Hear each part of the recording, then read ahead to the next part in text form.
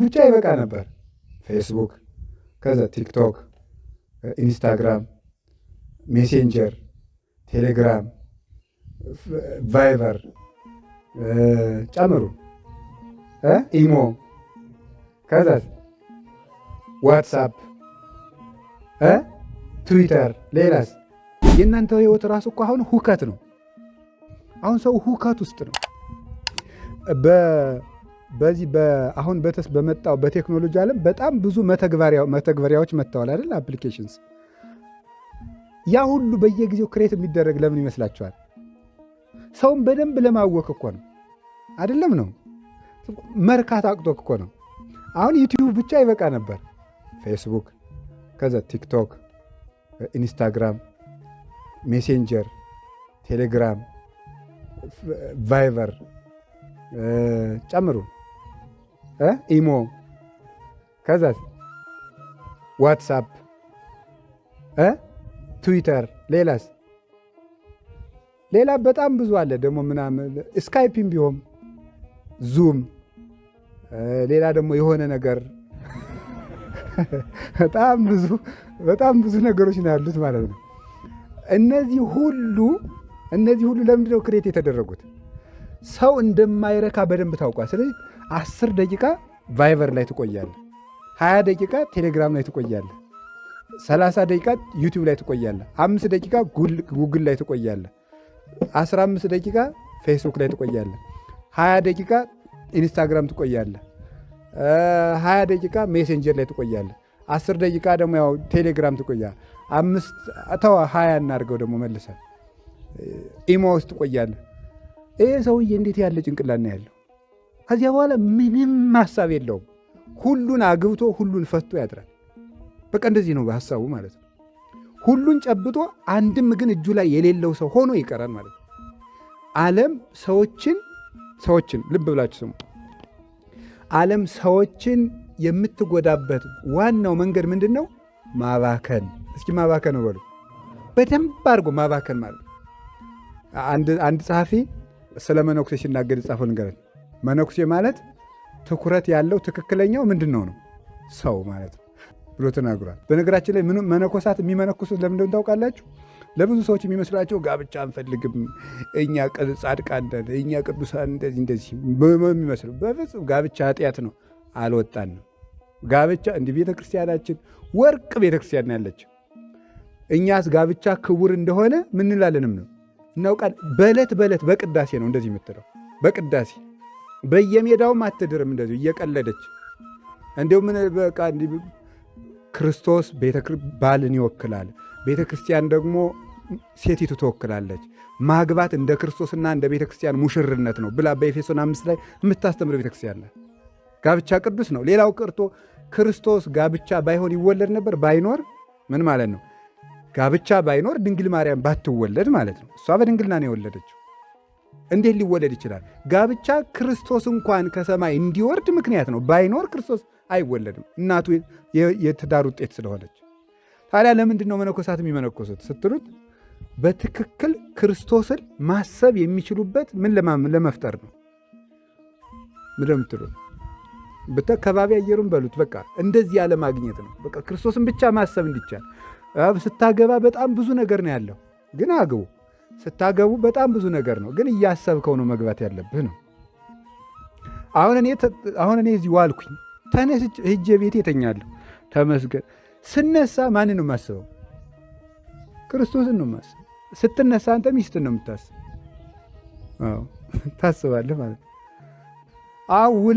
ውለህ መጥተህ ውለህ ትመጣና ቀጥታ ወደ አልጋ መሄድ ትችላላችሁ።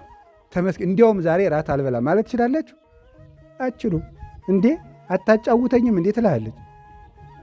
አጫውተኝ እንጂ እንዴ ሆቴል መሰለ የምታድረው ሚስትህ እኮ ነው፣ ቁጭ በልና አውራኝ ትላለች። ካላወራት ትቆጣለች። ደግሞ የማውራት ግዴታም አለብህ። ለምን? አካልህ ናት። ስለዚህ ይሄ እንዴት ሆኖ ይሆናል? ስለዚህ ያገባ ሰው ሚስቱን እንዴት ደስ እንደሚያሰኛት ምን ይላል አለ ቅዱስ ጳውሎስ? ያስባል አለ አንደኛ ቆሮንቶስ ምዕራፍ 7 ላይ። ያላገባ ሰው ግን ክርስቶስን እግዚአብሔርን እንዴት ደስ እንደሚያሰኘው ያስባል አለ። ከዚያ የተሳ ሴቷም እንደዚሁ ወንዱም እንደዚሁ ማለት ነው። ስለዚህ አሁን ግን እኔ የምነግራችሁ ጋብቻ ቅዱስ ነው፣ ክርስቶስ ባርኮታል፣ ቀድሶታል። ተገኝቶ ውሃውን ወይን አድርጎ ራሱ የባረከው ትልቅ የመንግሥተ ሰማያት በር ከምስጢራተ ቤተ ክርስቲያንም አንዱ ነው።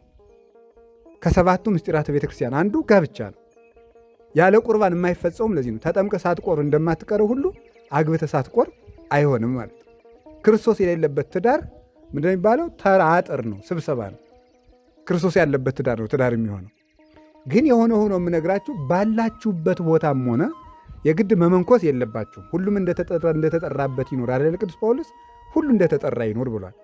ትዳር እግዚአብሔር በትዳር አገለግላለሁ ካላችሁ ግቡና ራሳችሁን ጠብቁ። ግን ስትኖሩ ከመባከን ተጠበቁ ነው። ምንም የማታፈሩበት ሜዳ ላይ አትሰማሩ። ምንም የማታፈሩበት ሜዳ ላይ አሁን በጣም አንድ ሰውዬ የተናገረው ነው። አሜሪካዊ ሰውዬ ነው እና አሜሪካ ደነቆረች ብሎ ነው ሰውዬው የሚናገረው። መጽሐፉን ነው ያነበብኩት። በጣም ትልቅ ሳይንቲስት ነው። አሜሪካ ደነቆረች እባካችሁ ተብሏል። ያደነቆራት ደግሞ ሶሻል ሚዲያ ነው ብሏል።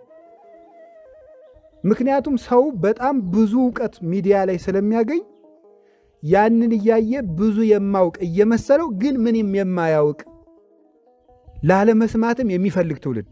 ለምሳሌ ምንድን ነው የሚለው? እንደዚህ ታውቃለች ስለ ሰርች ላድርገው ነው የሚለው። አያውቅም፣ አያነብም። ሁሉን የማውቅ ይመስል ሁሉ እጁ ላይ ያለ ይመስለዋል። ነገ ግን ምንም የለው። ሌላው ቀርቶ ስልክ እንዴት ያለ አሁን ፈረንጆች ሱስ እንደሆነ ታውቃላችሁ። ከብዙ በሽታዎች አንድ በሽታ ተደርጎ ሪከርድ ያደረጋችሁ ነው። ጥሩ ነው። የሆነ ሰው ራሱ አንድ በሽታ ሆኗል። አማካሪ ሪከርድ ባድረግ ራሱ ችግር እንዳለው ታውቃላችሁ። አይ ሪከርድ ስላደረኩት ኋላ ተኝቼ ሰማዋለሁ ብሎ የማይሰማ ሰውም ይኖራል። እየተማረ ይቀንሳል። የመያዝ አቅሙን ጓግቶ መዝግቦ ባይምሮ የመያዝ አቅምን ይቀንሳል እሱ ራሱ እና በጣም እኔ አይቻለሁ ራሱ እንደው ብዙ ሀገር እንኳን አልሄድኩም። አንድ ቦታ ብቅ ብዬ ባስ ውስጥ ዝም ብሎ ሰው ኤርፎንና እዚህ ዝንጀሮ ነው የሚመስል ሰው ሁሉ እያደረገ ማለት ነው። ደህና አደራችሁ አይባልም። የእኛ ሀገር ሰው እኮ ደህና አደራችሁ፣ ደህና ናችሁ፣ ልጁም ከብቱም ደህና ነው ብሎ ነው የሚንት ደህና አደራችሁ አይልም። ዝም ብሎ ዝንጀሮ እያለ የሚኖር በጣም ነው የሚያሳዝነው በእውነት ማለት ነው። በጣም ራስ ወዳድ ያደርጋል እና ከዚህ ለመውጣት መሻገር አለባችሁ። እንድንሻገር ተነሱ ከዚህ እንነሳ በሉ። እንነሳ በሉ።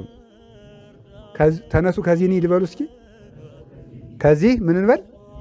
ከየት ነው የምንሄደው? ከዚህ አሁን ካልኳችሁ ይህን ለመናገር ነው ርዕሱን የመረጥኩበት ምክንያት። ከዚህ መውጣት አለብን። ከዚህ ካልወጣን መኖር አንችልም። ከዚህ በኋላ ጌታችን ኢየሱስ ክርስቶስ የጸሎተ ሐሙስ ዕለት ነው የነገራቸው። መጨረሻ ላይ ሁሉን ነገር አከናውኖ ሲጨርስ ይሁዳ ሰዎቹን ሰብስቦ ሊያስይዘው እየመጣ እንደሆነ አወቀ። ሲያውቅ ተነሱና ከዚህ እንሂድ፣ እስመ ይመጽእ መልአኩ ለዝንቱ ዓለም ወይረክብ ምንተኒ በላዕሌ፣ የዚህ ዓለም ገዥ ይመጣል በእኔ ላይ ምንም አያገኝም እና ተነሱ ከዚህ እንሂድ አለ። የዚህ ዓለም ገዥ ያለው ሰይጣንን ነው። ምንም አያገኝም ያለው ክርስቶስ እንዲሰቀል ምንም የኃጢአት ምክንያት የለበትም። በአንደበቱ ሐሰት የለበትም። በሰውነቱ ክፋት የለበትም። የምኞት ሐሳብ እንኳን የለበትም። ንጹሕ መሥዋዕት ነው እሱ። ስለዚህ እንደዛ ስለሆነ በእኔ ላይ ምንም በደል አይገኝብኝም። እንሂድ ግን ከዚህ አለ። ልብ ብላችሁ ስሙ። እንሂድ ከዚህ እስመ በጽሐ ዘያገባን የሚያስይዘኝ መጥቷልና ይላል። ምን ታያላችሁ? አንደኛ ቸርነቱን ልብ ብላችሁ አስተውሉ። ቸርነቱ ምንድን ነው? ጌታ ይጸልይበት የነበረው የአትክልት ስፍራ ነው።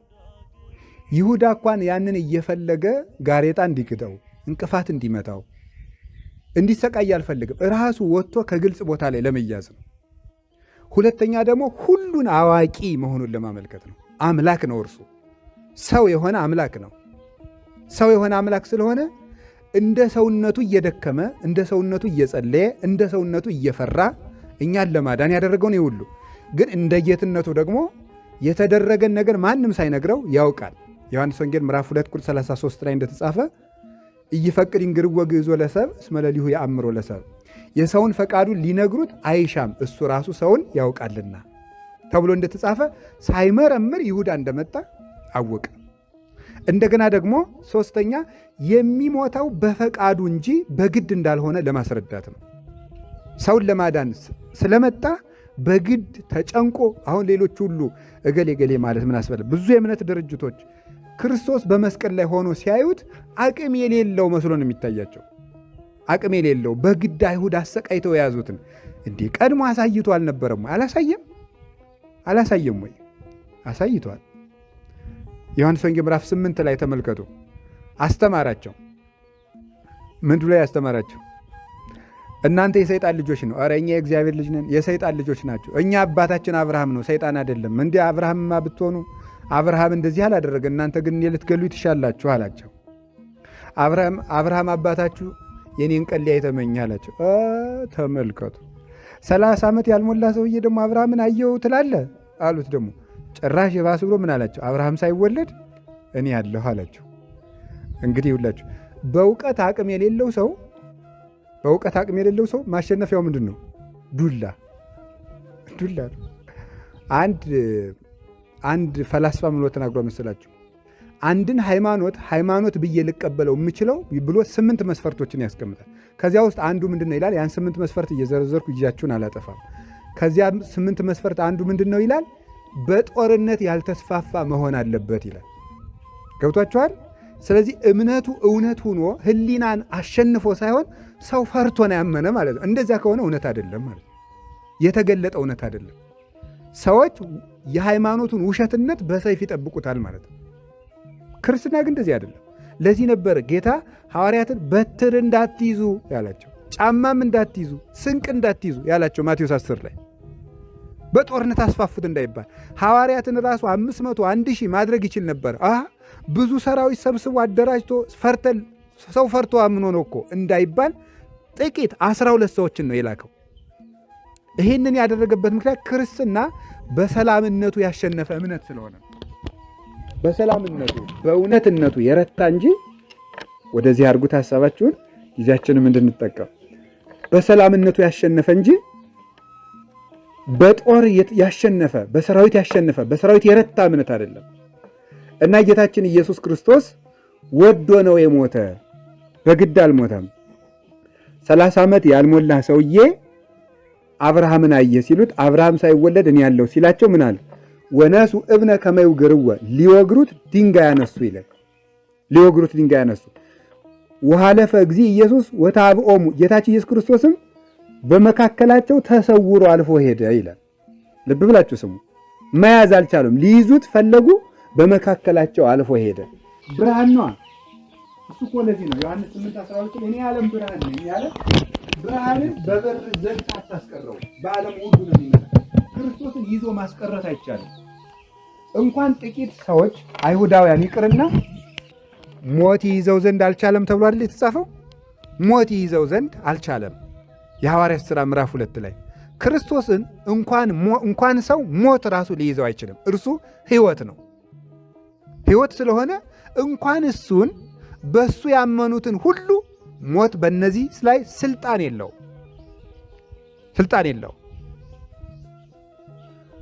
የራዕየ ዮሐንስ ምዕራፍ 20 ላይ ቁጥር 14 ላይ እንደተጻፈ ብፁዕ ዘረከበ ክፍለ በትንሣኤ እንተ ትቀድም መጽያ፣ በመጀመሪያዊቱ ትንሣኤ ዕድል ያገኘው ሰው ንዑድ ክቡር ነው፣ ሞት በእነዚህ ላይም ስልጣን የለውም ይላል። ክርስቶስን ተከትለው ልቡናቸውን ያነሱ ሰዎች ላይ በእነዚህ ላይ ሞት ስልጣን የለውም። እንኳን በክርስቶስ ላይ በክርስቶስ ባመኑት ላይ ሞት ስልጣን የለውም። አጋንንት ስልጣን የላቸውም። ሁሉም የሲኦል ደጆች ሁሉ በክርስቶስ ቤተ ክርስቲያን ላይ ስልጣን የላቸውም። ሊያነዋውጧትም አይችሉም። እሱ የማይናወጽ መሰረታችን ስለሆነ። ታዲያ እንደዚያ ከሆነ ጌታችን ኢየሱስ ክርስቶስ ወዶ ነው የሞተ ማለት ነው። ወዶ ነው የሞተ እንዴ? ሞት የሞተውን የፈረሰውን ሰው በቃሉ የቀሰቀሰ እንዴት በግድ ይሞታል? ባህር የፈራችው እሱ እንዴት በግድ ይሞታል? በባህር ላይ በእግሩ የተራመደ እንዴት ይሞታል? ነፋሳት የሚታዘዙት እሱ እንዴት በግድ ይሞታል? በጨርቁ ደውያት የሚፈሩት 12 ዓመት ደም ሲፈሳት የነበረችው ሴት የክርስቶስ እንኳን አካሉ ልብሱ ግርማ አለው። ልብሱ እንኳን ሞት የሚፈራው ነው። ልብሱን ነክታ ነው ያቺ ሴት ከነበረባት እርግማን የተለቀቀችው። ታዲያ እንዴት እሱ በግድ ሞተ ይባላል? ልጄ እጅህን ዘርጋ እያለ ሽባውን የተረተረ እርሱ እንዴት በግድ ይሞታል? 38 ዓመት የተኛን ሰው አልጋህን ተሸክመ ቁም ያለ እሱን ሞት እንዴት ሊይዘው ይችላል? 30 ዓመት የኖረውን ሰውዬ ማዳን አንድ ነገር ነው። 30 ዓመት ተኝቶ የኖረ ሰው ደግሞ የብረት አልጋ ተሸክሞ መቆም መቻል ደግሞ ሌላ ነገር ነው። በሽተኛ በአንዴ እንደዳነ በሽታው እንደለቀቀው ሸክም መሸከም ይችላል? ለመቆም እንኳን ተደግፎ ነው። ይሄን ያደረገ እርሱ እንዴት በግድ ይሞታል? ለደቀ መዛሙርቱ ሥጋን የሚገሉትን አትፍሩ፣ ነገር ግን ነፍስን ከሥጋ ከለየ በኋላ ሥጋንም ነፍስንም በገሃነም መቅጣት የሚቻለውን እርሱን ፍሩ ብሎ የተናገረ ለእኛ ሕይወትን ትንሣኤን በተስፋ የሰጠን እሱ እንዴት በግድ ሞተ ይባላል? አልሞተ። ስለዚህ ክርስቶስ ተነሱ እንሂድ የሚያስይዘኝ ተቃርቧል ሲል ወዶ ፈልጎ እንደሞተ ለማስረዳት ነው። በፈቃዱ ነው የሞተ። ሞተ በፈቃዱ ሞተ። ዘተውህበ በፈቃዱ ለሕማም፣ በፈቃዱ ወዶ ለሕማም ለሞት ተላልፎ የተሰጠ እሱ ነው። ሞተ ከመ ይሕዮሙ ለምውታን፣ ሙታንን ያድናቸው ዘንድ ሞተ። ሞተ ከመ ይስዓሮ ለሞት፣ ሞትን ይሽረው ዘንድ ሞተ ተብሎ የተነገረለት ኢየሱስ ክርስቶስ ነው። ስለዚህ ከዚህ እንሂድ ተነሱ ያለ ሁሉን አዋቂነቱን ወዶ መሞቱን ለማስረዳት ፍቅሩን ርኅራኄውን ለመግለጥ ከዚህ ተነሱ እንሂድ አላቸው። ከቃሉ ጋር ናቸው አይደል? እግዚአብሔር ከሁላችን ጋር ይሁን። ዮሐንስ ወንጌል ምዕራፍ 10 ቁጥር 17 ላይም ነፍሴን ከሥጋዬ ራሴ ልለያት ስልጣን አለኝ፣ ብጉህ ሊታን ብራይ ወሲማ መልሼም አዋህድጄ ላስነሳት ስልጣን አለኝ፣ አልቦ ዘይሃይደንያ እምዴ ነፍሴን ከእጄ ሊነጥቃት የሚችል ከቶ ማንም የለም ብሎ ተናግሯል። ስለዚህ ክርስቶስ ወዶ ነው የሞተው። ሳያውቅ አይደለም የሞተው። አይሁድ ተሳስተው አይደለም የሰቀሉት። ተሳስተው አይደለም የሰቀሉት ማለት በትክክል ለይተውት አውቀውት ነው የሰቀሉት። አንዳንድ ሰዎች እንደውም ምሎ ይናገራሉ፣ አይሁድ ክርስቶስን የሰቀልን መስሏቸው ሌላ ሰው በአምሳሉ ሰቀሉ ይላሉ። በፍጹም በማያሳስት ምልክት ነግሮቸው እኔ የምስመው ነው ክርስቶስ ብሎ ተናግሮ እሱ ደግሞ እንደማይሸሽ አስቀድሞ አሁን አርግ ኢየሩሳሌም ወይይዝዎ ለእጓለ እመሕያው ወይሰቅልዎ ወአመሳልስት ዕለት ይትነሣ፣ እነሆ ወደ ኢየሩሳሌም እንወጣለን፣ የሰው ልጅንም ይይዙታል፣ ይሰቅሉታል፣ በሦስተኛው ቀን ይነሳል ብሎ ራሱ ተናግሯል። እንዲሰቀል እንዲሞት ትንቢት ተነግሮለታል። ስለዚህ ወዶ ሞተ። የእሱ ሞትም ለእኛን ሕይወት ይሰጠን ዘንድ እና እንደዚህ ሲል ምን ማለቱ ነው? ከዚያ በኋላ ዓርብ ተሰቀለ። ከዚያ ተመልከቱ፣ ዮሐንስ ወንጌል ምዕራፍ 16 ቁጥር 33 ላይ ስትደርሱ ምን ይላል? ጽኑዕን ከስማነ ሞይክዎ ለዓለም፣ እኔ ዓለምን አሸንፌዋለሁና ጽኑ ይላል። አይዟችሁ እኔ ዓለምን አሸንፌዋለሁ ይላል። ልብ በሉ፣ ክርስቶስ እየሞተ እንዴት ዓለምን አሸንፌዋለሁ ይላል? መሞቱ ራሱ ማሸነፍ ስለነበረ ነው። እኔ ዓለምን አሸንፌዋለሁ ብሎ ተናገረ። ዮሐንስ ወንጌል ምዕራፍ 17 ላይ ደግሞ ስትናገሩ ወዛቲ ይእቲ ሕይወት ዘላለም ከማያምሩከ ኪያከ ለከ ዘበአማን አምላክ ባሕቲትከ ወለዘፈነውኮ ኢየሱስ ክርስቶስ ወልድከ። የዘላለም ሕይወት ይህች ናት፣ እውነተኛ አምላክ የምትሆን አንተን ያውቁ ዘንድ የላከውን ኢየሱስ ክርስቶስንም ያውቁ ዘንድ የዘላለም ሕይወት ይህች ናት። አያችሁ፣ እሱ ሕይወትን የሚሰጥ ነው ማለት ወዶ መሞቱን ነገረን። ከዛ ምዕራፍ 17 ላይ ጸሎቱን ሲጨርስ እኔ የዘላለም ሕይወት ነኝ ከአባቴ ጋር ብሎ ተናገረ። እኔን ማወቅ የዘላለም ሕይወትን ያሰጣል። እኔን ማወቅ የዘላለም ሕይወትን ያሰጣል። ወልድን ያወቀ አብን ያውቀዋል፣ አብንም ያወቀ መንፈስ ቅዱስን ያውቀዋል። አብ ወልድ መንፈስ ቅዱስንም ያወቀ እርሱ ሕይወት አለው። እነሱን ያላወቀ ሰው ሕይወት የለውም ከቶ። ታዲያ እሱ ክርስቶስ ፍጡር ቢሆን ኑሮ እንዴት ሕይወት ሊሰጥ ይችላል? በወልድ ያመነ የዘላለም ሕይወት አለውስ እንዴት ብሎ ይናገራል? ከዛ ምን አለው? አባቴ ወይ የሰጠኝን ሥራ ዋነ ሰባይኩከ ፈጽሜ ግብረ ዘውሃብከኒ፣ የሰጠኝን ሥራ ሁሉ ጨርሼ አንተን አከበርኩ። አባ ሰባህኒ በስባቴ ሳሎ ምስሌ ከምቅድመ ይትፈጠር ዓለም። አባት ወይ ከዓለም አስቀድሞ ከአንተ ጋር በነበረ ክብሬ አክብረኝ አለ። ተመልከቱ፣ አባት ወይ አለ ከዓለም አስቀድሞ ከአንተ ጋር በነበረ ክብር አክብረኝ አለው። ምን ማለቱ ይመስላችኋል? መጀመሪያ የሰጠኝ ሥራ ፈጸምኩ አለ። አክብረኝ ካለ በኋላ ነገር ግን የምታከብረኝ ክብር የምቀበል ጸጋ የምለምን እንደ ነቢያት፣ እንደ ሐዋርያት፣ እንደ አንድ ግለሰብ ሁኜ ሳይሆን ቅድመ ዓለም ከአንተ ጋር የነበረኝን ክብር ግለጥልኝ፣ ሰው እንዲያውቀው አድርግ፣ የትነቴ ይገለጥ ብሎ ነገረ እንጂማ አንተ ክብር ያለ እኔ ደግሞ ከአንተ ክብር የተለየ ሆኜ እንዳልሆን አለና ዝቅ ብሎ ቁጥር 4 ላይ ስትደርሱ ምን ይላል? ወኩሉ ዘዚአየ ዚአከ ውእቱ፣ የኔ ገንዘብ ሁሉ ያንተ ገንዘብ ነው። ወዘዚአከኒ ዚአየ ውእቱ፣ ያንተ ገንዘብ ሁሉ የኔ ገንዘብ ነው አለ። ሰይሱ እኔ እናንተ አንድ ከመይኩኑ አሃደ ብነ ከማነ፣ እኔ እናንተ አንድ ባሕሪ እንደሆን እነሱ ደግሞ በጸጋ አንድ እንዲሆኑ አድርጋቸው አለ። እኛ አንድ ነን ብሎ ከአባቱ ጋር ያለውን የዘላለም ሕይወት አንድነት ነገረን። ስለዚህ ክርስቶስ ሕይወት ነው። ከዛ ምዕራፍ 18 ላይ ቀጥሉ። ምዕራፍ 18 ላይ ስትሄዱ ሰዎች ተሰብስበው ክርስቶስን ሊይዙ መጡ። ይሁዳም አብሮ አለ። ማንን ነው የምትፈልጉ አላቸው። ኢየሱስን፣ የናዝሬቱን ኢየሱስን። እኔ ነኝ ሲላቸው ወደ ኋላ ወደቁ ይላል። እኔ ነኝ የሚለው ለምንድን ነው? በእግዚአብሔር ቤት ውስጥ ወዝ የሚባል ወርድ የለም። ታውቃላችሁ? ከተገኘ ራሱ ኢዝ ተብሎ ነው የሚፈታው። በእግዚአብሔር ፓስት ቴንስ የለም፣ ፕሬዘንት ነው ያለው። ለምሳሌ በመጀመሪያ ቃል ነበረ የሚለው ይሄ ወዝ የሚለው እንግሊዝኛው በጣም ደካማ ነው። ግዕዙ በጣም የሚለው ምን መስላችሁ? ቀዳሚሁ ቃል ውእቱ ነው የሚለው። በመጀመሪያ ቃል ነው የሚፈተው። ነው ውእቱ ነው። ያኛው ግን እንግሊዝኛው ደካማ ስለሆነ በመጀመሪያ ቃል ነበረ። ቃል ነበረ የሚለው ኖሮ ያለፈ አይደለም፣ አሁንም ያለ ነው። ቀዳማዊነትን ለማመልከት ይቺ ወዝ የእንግሊዝኛዋ ወዝ ሌላ ስለሌላት የአቅሟን ቀድሞም ያለ ነው ለማለት ነው ነበር እንጂ ነበር የሚባል የለም። እግዚአብሔር ሁልጊዜ እኔ ነኝ ነው። አሁን አንተ ሁልጊዜ እኔ ነኝ ማለት ትችላለህ? ትችላላችሁ? አችሉም። ለምን አችሉት መስላችሁ? ለምሳሌ ላሳያችሁ። 10 እስከ 7 ዓመት እኔ ሕፃን ነኝ በሉ። እኔ ሕፃን ነኝ በሉ እንጂ። በጣም ጥሩ።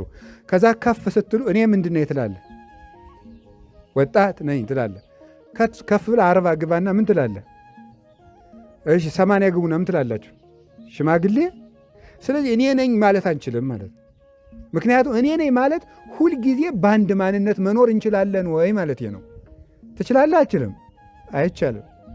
እኔ ዛሬ ጤነኛ ነኝ፣ ነገ ምን ትሆናለህ? አሁን ለምሳሌ ኃያል ነኝ በል፣ ቆይተ ምን ትሆናለህ? አሁን እኔ ጠግቤ ያለው ቆይተ ምን ያደርጋል? እግዚአብሔር የሚለወጥ ማንነት ስለሌለው እኔ ነኝ የሚለው በእግዚአብሔር በነገረ እግዚአብሔር ትምህርት፣ በቴዎሎጂ ትምህርት እኔ ነኝ የሚለው ቃል በጣም ኃይለኛ ቃል ነው። የማይለወጥ ማንነት ማለት ነው። የማይለወጥ ክርስቶስ ለምሳሌ እውነት ይባላል። እውነት ማለት ምን ማለት ይመስላችኋል? ትርጉሙ እውነት ማለት የማይለወጥ ማለት ነው። የማይለወጥ ማለት የእውነት ትርጉሙ ይሄ ነው። አፍላጦን ወይም ፕሉቶ ወይም ፕሌቶን በሉት እንዳነባባቸው እነ ሶቅራጥስ እና አርስቶትል እውነት ምንድን ነው እያሉ ዝቅጥ ሲሉ የለም ጌታ እውነት እግዚአብሔር ስለሆነ ተፈላስፋ አታገኘው። ጌታ ለጲላጦስ ስለ እውነት ልመሰክር መጥቻለሁ አለው። ጲላጦስ ብድግ አደረገና እውነት ምንድን ነው አለው። ጌታ ዝም አለው። ምን ማለት ይመስላችኋል? እውነትማ እኔ ነኝ፣ እኔንም እየሰቀልከኝ ነው እያለው ዝም ያለው። እውነትማ እኔ ነኝ እያለው ነበር። እግዚአብሔር እውነት ነው። ለዛ ክርስቶስ እውነት ነኝ፣ መንገድ ነኝ፣ ሕይወት ነኝ ሲል እግዚአብሔር ነኝ እያለ ነው። ፍጡር እውነት አይባልም። እውነት የሚባል ስም አይሰጠውም። ፍጡር አምላክ ብቻ ነው። ለሙሴ እግዚአብሔር ምንድን ነው የነገረው? እኔ ነኝ። እስቲ እኔ ነኝ በሉ። አያችሁ፣ እኔ ነኝ። ዘሃሎ ማን ላከኝ ልበል ሲለው እኔ ያለና ምንድን ነኝ ያለው?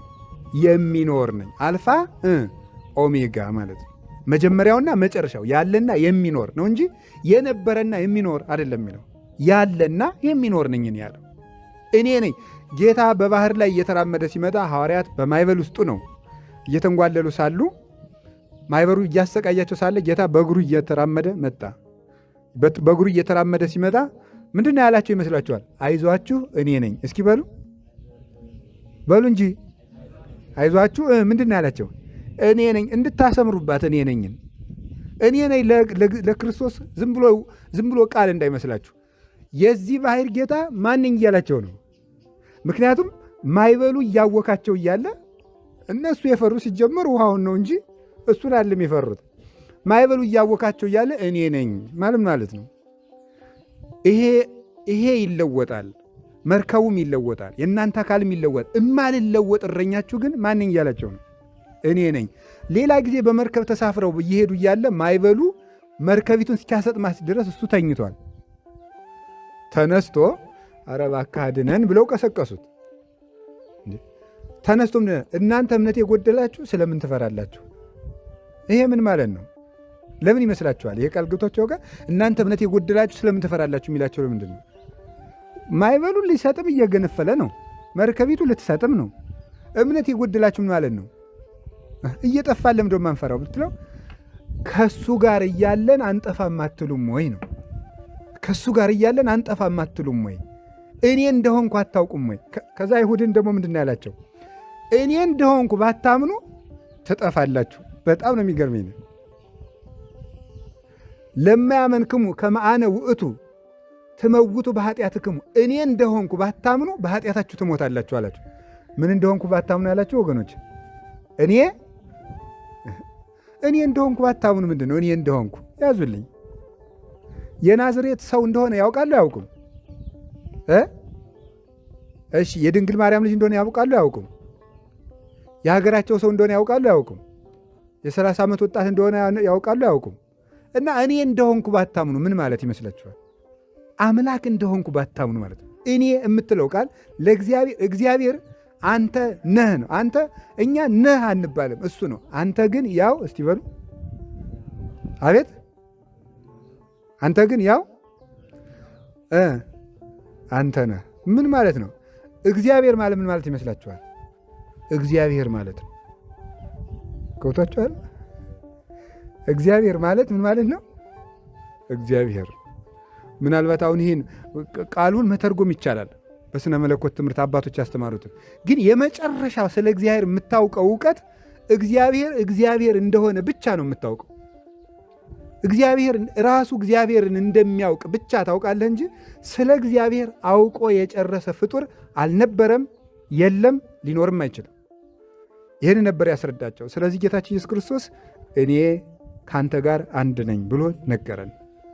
ከዛ እኔ ነኝ ሲላቸው እንዳትረሱ፣ ሊይዙት ጎመድ ይዘው ሲመጡ እኔ ነኝ ሲላቸው ይቺ እኔ ነኝ የምትለው ቃል ምን አደረገቻቸው? እንግዲህ እኮ ሰውየውን አይተውታል። ሊይዙት ነው እኮ የመጡ፣ አያዩት ነው። የጨመረው ነገር የለም። ሰራዊቱ ከተፋሉም አልተባለም፣ ዱላም አልያዘም። የጨመረው ነገር የለም። ምን አባታችሁ ነው ልትይዙኝ የመጣችሁም አላለ። ዝም ብሎ ምንድን ነው ያለው? እኔ ነኝ ስላቸው ጣለ። የክርስቶስ እኔነት ሞትን የሚያስፈራ፣ አጋንንትን የሚያስፈራ፣ መቃብርን የሚረታ፣ ሲኦልን የሚበዘብዝ፣ የሞት ደጆችን ሁሉ የሚሰባብር ሕይወት የሆነ እኔነት ነው የእግዚአብሔር ማንነቱ። የክርስቶስ ማንነት እንደዚያ ነው። ለዚህ ነው ቅዱስ ጳውሎስ የባሪያን መልክ ይዞ መጣ፣ ጌትነቱን እንደ መቀማት እንኳን አልቆጠረውም ብሎ የተናገረ። የባሪያን መልክ ይዞ መጣ፣ ግን ጌትነቱን እንደ መቀማት አልቆጠረውም። በባሪያ መልክ ይታያል፣ ግን ንጉሥ ነው። ሰማይና ምድር ሁሉ ጌትነቱን ሲያመሰግኑ ዋሉ። ይሄ አምላክ በዕለተ ዓርብ ተሰቀለ። አሁን አንድ ሐሳብ እስቲ ላስታውሳችሁ። ጌታችን ኢየሱስ ክርስቶስ ዓርብ ጧት ተከሶ ሲቆም ምስክሮቹ ስንት ናቸው? የከሳሽ ምስክሮች ስንት ይመስላችኋል? በጠቅላላ የኢየሩሳሌም ሕዝብ ነው ምስክሮቹ። እርሱ መከላከያ ምስክር አቅርቧል አላቀረበም? እሺ እኔ እንደዚህ ያለው ሰው ነኝ፣ እኔ እንደዚህ ያለው ሰው ነኝ፣ እኔ እንደዚህ ያለው ሰው ነኝ ብሎ ስለ ራሱ ተናግሯል አልተናገረም? ምንድን ነው ያደረገ? ዝም።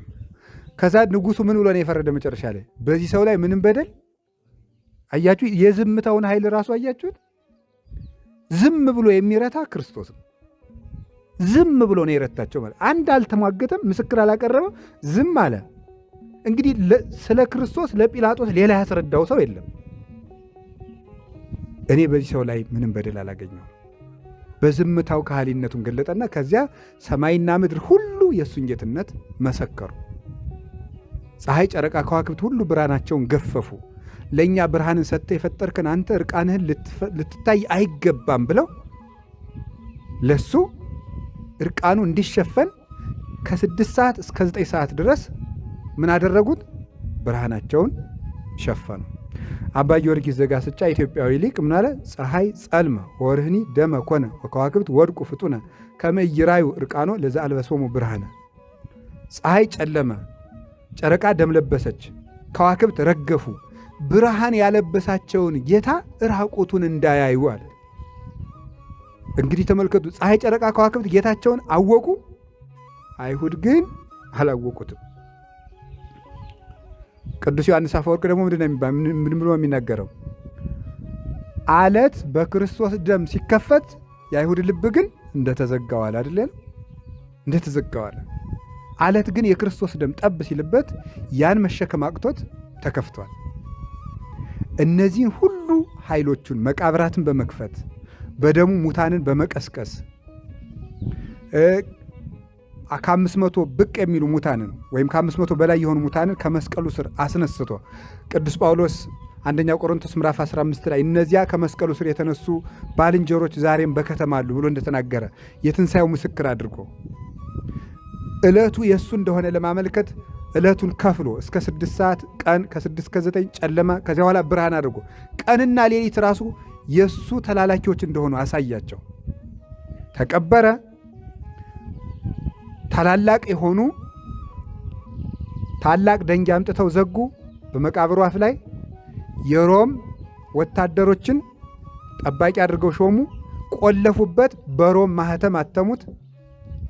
የዘመኑን ሕግ ደግሞ እንዳትረሱ በዘመኑ ተልኮ ተሰጥቶት ክርስቶስ ሌላ ጊዜ ደግሞ ጊዜ ከገጠመ ነግራቸው። አሁን ክርስቶስ ለምንድን ነው በመስቀል የሞተ የሚለውን ትንቢት ተነግሯል ከሚለው በተጨማሪ በዘመኑ ያለው ሕግ ለምን እንደተሰራ ነግራቸዋል። በጣም የሚያስደንቁ ፍቅሮችን እሱ ገልጦልናል። ያን ጊዜ እሱን እንተው። በዘመኑ አንድ ወታደር የሆነ ጥፋት ካጠፋ የሚቀጣው በስቅላት ሞት ነው። ልብ ብላችሁ ስሙ፣ በስቅላት ሞት ነው። ስለዚህ እንዳትረሱ፣ በስቅላት ሞት ነው የሚቀጣው። አሁን ስለዚህ እነዚያን ጠባቂዎች ተቀመጡ። እነዚህ ጠባቂዎች እንቅልፍ ይወስዳቸው ይችላል አይችልም? ገምቱ። ሊወስዳቸው ይችላል ወይስ አይችልም? አይችልም። ለምን? እንቅልፍ ወስዷቸው አንድ ነገር ከመቃብሩ ቢከሰት ምን ይገጥማቸዋል? ጧት የስቅላት ሞት ይጠብቃቸዋል ማለት ነው። ስለዚህ ነቅተው ነው ሲጠብቁ ያደሩት። ክርስቶስ ግን እንኳን ዘበኛ የሞት አፍም አይዘውም። የሞት ጥርስ እንኳን ነክሶ አላስቀረውም። ከዚያ በኋላ ተነሳ በታላቅ ኃይል። መቃብር ክፈቱልኝ፣ መግነዝ ክፈቱልኝ፣ ድንጋዩን አንሱልኝ ሳይል ተነሳ። ድንጋዩን እንኳን አንከባለው የተገኙት መላእክት ናቸው። በኋላ ለሴቶቹ የከፈቱላቸው ተነሳ። ደቀ መዛሙርቱ በተዘጋ ቤት ውስጥ እንዳሉ መጥቶ ሰላምን ሰጣቸው። የሰላም አምላክ ኢየሱስ ክርስቶስ ለሁላችን ሰላሙን ያድላል። ከዚያ በኋላ እንግዲህ ትንሣኤው ተገለጠ፣ ለደቀ መዛሙርት ተገለጠ። እንደገና ደግሞ ምን አደረገ? ክርስቶስ እንደተነሳ እስኪያርግ ለደቀ መዛሙርት ትንሣኤው እስኪገባቸው ድረስ ምን አደረገ? 40 ቀን አብሯቸው ቆየ። በሐዋርያት ልቡና የትንሣኤው ምስጢር እስኪሳልባቸው ድረስ መንፈስ ቅዱስን ላከ። ተስፋውን በመፈጸም በእርግጥ ክርስቶስ ሙቶ እንዳልቀረ አስረዳ። ኋላ በደቀ መዛሙርቱ እጅ በሚደረገው ታምራት ሙታንን ሲቀሰቅሱ፣ አጋንንትን ሲያወጡ፣ ደውያት ሲደነግጡላቸው፣ ፍጥረት ሲታዘዛቸው ደግሞ በደቀ መዛሙርቱ እጅ በሚያደርገው ኃይል እውነትም ክርስቶስ ሕይወት መሆኑን አስረዳ። ያ የትንሣኤው አምላክ ዛሬም ከቤተ ክርስቲያን ጋር ይኖራል። ልክ በክርስቶስ ላይ የተገጠመው ደንጊያ፣ የተቀጠሩት መቃብሯት፣ የአይሁድ የሐሰት ምስክር የክርስቶስን ትንሣኤ ሐሰት ማድረግ እንዳልተቻለው በቤተ ክርስቲያን ላይ ያልተቆለፈ ቁልፍ፣ ያልተሳለ ሰይፍ፣ ያልተመከረ ምክር፣ ያልተሰበሰበ ሰራዊት የለም። እስከ ዛሬ ድረስ ቤተ ክርስቲያን ላይ ይመከራል። የክርስቶስ ትንሣኤ እያከሸፈው ቤተ ክርስቲያን እስከ ዛሬ ትኖራለች። ይሄ የትንሣኤው ምስጢር ነው። ደስ ይላችሁ ይገባል። ምናልባት ጊዜ ቢኖረን ኑሮ ቤተ ክርስቲያን ከመጀመሪያው ክፍለ ዘመን ጀምሮ በእንዴት ያለ መከራ መሃል እንደመጣች አሳያችሁ ነበር። እንድትማሩ ግን እጠቁማችኋለሁ። ስለዚህ ቤተ ክርስቲያን ራሱ ክርስቶስ ለመነሳቱ ምስክር ናት። 12 ሰዎች ሰብከዋት፣ ጥቂት ሰዎች፣ ለዚያውም በትክክል ንግግር ያልተማሩ በገጠር የነበሩ በኢየሩሳሌም እንኳን እንደው ከከተማ የሚኖሩ ሳይሆን በናዝሬት በገሊላ አሳ እያጠመዱ ቀስ ብለው የሚኖሩ ተራ ገበሬ የነበሩትን ሰዎች መርጦ በማስተማሩ በንግግራቸው ጥበብ በማባበል በነገር ብዛት ማረኩ እንኳ እንዳይባል በሀብት ሳቡ እንዳይባል ድሆች የዕለት ስንቅ እንኳን ቋጥራችሁ እንዳትሄዱ ያላቸው በጦር እንዳይባል ዘንግ እንዳትይዙ ያላቸው በዚህ በመስፋቷ በዘመናት ሁሉ ኔሮን ቄሳር ከውሻ ጋር የሚያታግሉ በተለይ ደግሞ ሰዎችን ከውሻ ጋር አታግለው ውሾች እጃቸውን ሲበሏቸው የሚዝናና ክርስቲያኖችን ከውሻ ጋር እንጀራ እየሰጠ በግድ እንዲበሉ እየተደረገ እንጀራውን ሲቆርሱ ደግሞ ውሾች እየነከሷቸው በዚህ የሚዝናኑ እነዚህ ሁሉ አልፈው ቤተክርስቲያን መኖሩ ያስደንቃል። ዲያብሎስ ሙሉ ኃይሉን ቤተክርስቲያን ላይ ተጠቅሞ ሳይጨርስ አቀር። የኢትዮጵያ ቤተክርስቲያን ራሱ ለዚህ ምስክር ነው። ዮዲት ስንት ዓመት ያቃጠለቻል? 40 ዓመት እንግዲህ ተመልከቱ። 40 ዓመት ቀንም ሌትም ተቃጥሎ አሁን ታሪክ ይተርፋል ተብሎ ይታሰባል? አምልኮት ይገኛል ተብሎ ይታሰባል? በፍጹም። ግራኝ ከቱርክ በሚመጡ ትልልቅ መሳሪያዎች እየታገዘ ከ15 ዓመት በላይ ቤተክርስቲያኒቱ በሙሉ በቀንም በሌትም አንድዶ እንዴት ትተርፋለች ብሎ ይታሰባል? አሁንም ድረስ የነገር እሳት በዘመን መሳፍንት ሚስዮናውያን መጥተው ብጥብጥ ሲያደርጉን በአፄ ሱስንዮስ ዘመን መጥተው ጣልቃ ገብተው ክርስቲያን ደንቀዝ በረሃ ላይ ብቻ 8000 ክርስቲያን አንድ ቀን ሲታረድ መሳፍንቱን እርስ በርስ እያበጣበጡ ቤተክርስቲያን እንድትሰደድ ሲያደርጉ ቅባትና ጸጋ እየተተከለ ቤተክርስቲያን እንድትታወቅ ሲያደርጉ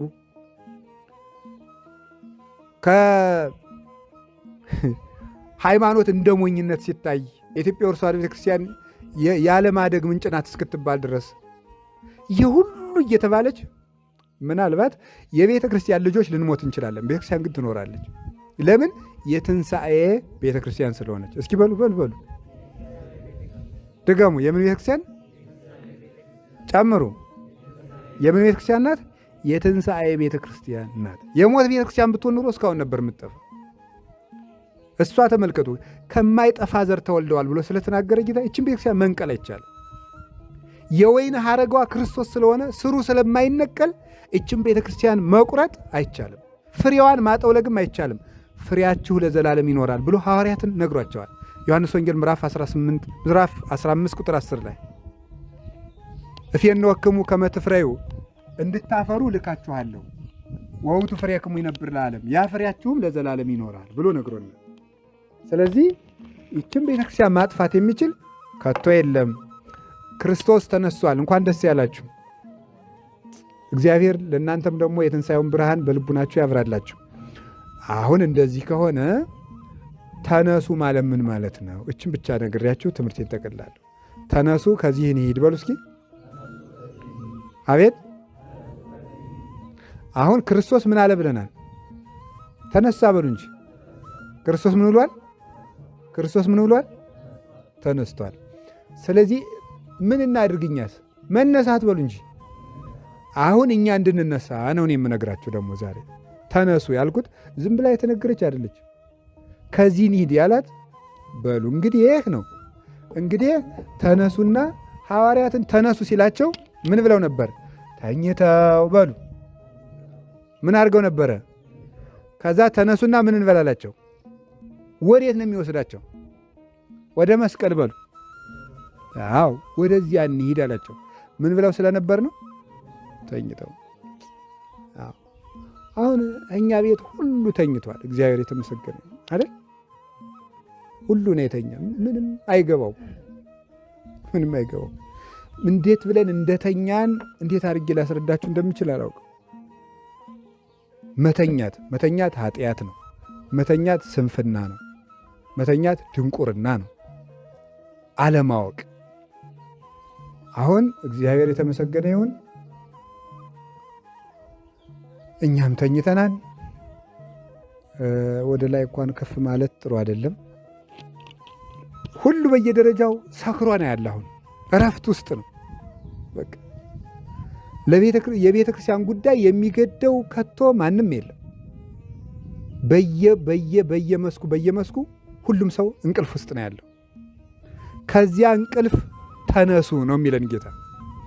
አንተ የተኛህ ንቃ፣ ክርስቶስ ያበራልሃል ብሏል ቅዱስ ጳውሎስ።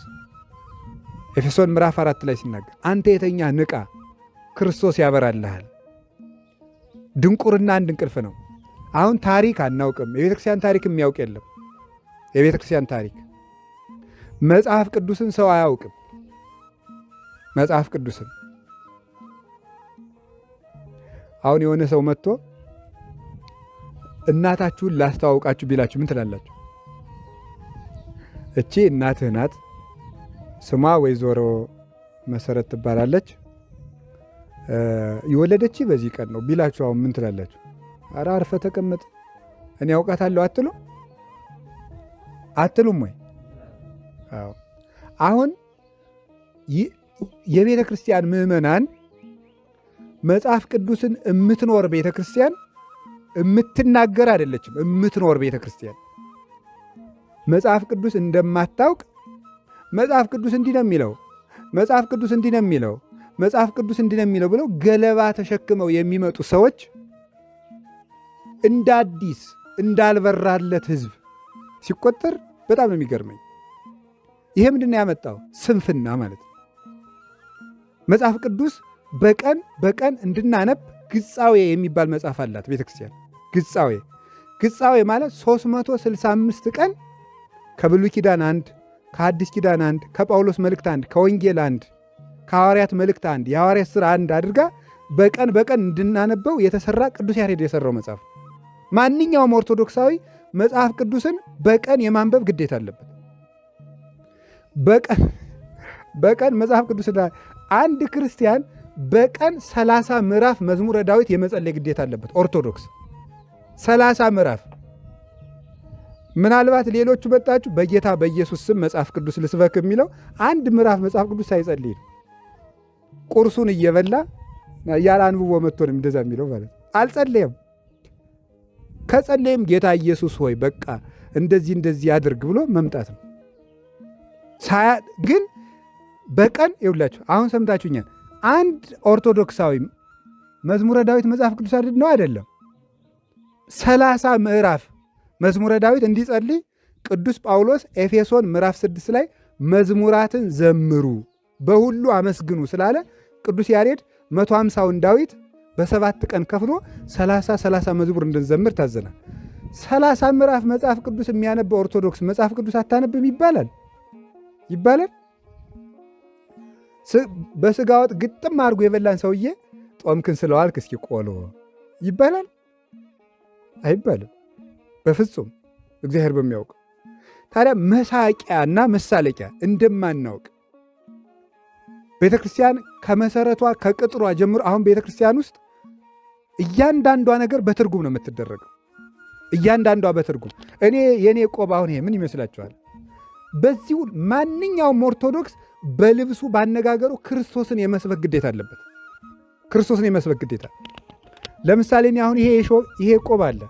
ይሄን ቆብ ፀሐይ እንዳይመታ አይደለም የለበስኩት። ክርስቶስ በድንግልና ኖረና ምን አደረገ? የሾህ አክሊል አደረገ።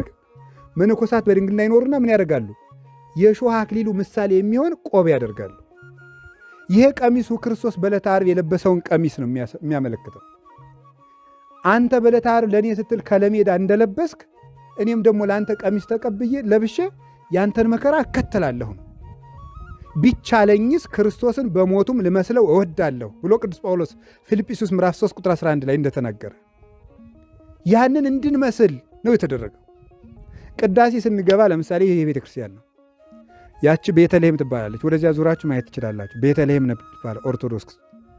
ስለዚህ የምንቆርብበት ስጋው ደግሞ የሚዘጋጅበት ህብስት ከዚያ አንስተው በመሶበ ወርቅ ይዘውት ይመጣሉ። ይሄ መቅደሱ ነው። እዚህ ላይ ተፈትቶ ለምእመናን ይሰጣል። እሺ ገብቷችኋል? የሆነ ነገር ክርስቶስ የተወለደ የት ነው? የተቆረሰ የት ነው? ቀራንዮ። ቤተ ክርስቲያን የምን ምሳሌ ናት ማለት ነው? የቀራንዮ። ከቤተልሔም የተወለደው ክርስቶስ በቀራንዮ ተሰቅሎ ስጋዬን ብሉ ደሜን ስጠጡ ብሎ ሰጠኝ ብላ ነው የምትሰብኮች ቤተ ክርስቲያን ማለት ነው። እያንዳንዱ ነገር ለክርስቶስ ካልሆነ ክርስትና የለም። እያንዳንዱ ነገር ይህንን ስንፍናችን ማን በነገረን ነው?